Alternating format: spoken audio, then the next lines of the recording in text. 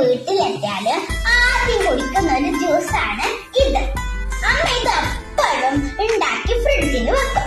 ഈത്തപ്പഴവും പാലും ഹോർലിക്സും ബദാമും എല്ലാം കൊണ്ടുണ്ടാക്കിയ ഈ ജ്യൂസ് എങ്ങനെയാ ഉണ്ടാക്കുന്നതെന്ന് നിങ്ങൾ പോയി കണ്ടിട്ട് വാ. തലേന്നെ കുതിർത്ത് വെച്ച ഈത്തപ്പഴവും ബദാമും തൊലി കളഞ്ഞെടുക്കുക.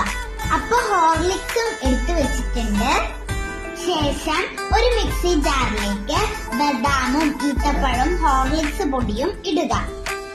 കൂടെ ആവശ്യത്തിന് പാലും ചേർത്ത് നമുക്കിതൊന്ന് ബ്ലെൻഡ് ചെയ്തെടുക്കാം.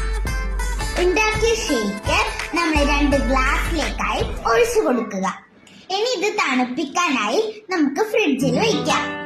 അപ്പൊ ഈ ഹെൽത്തി ജ്യൂസ് നിങ്ങൾ ഉണ്ടാക്കി നോക്കൂലേ?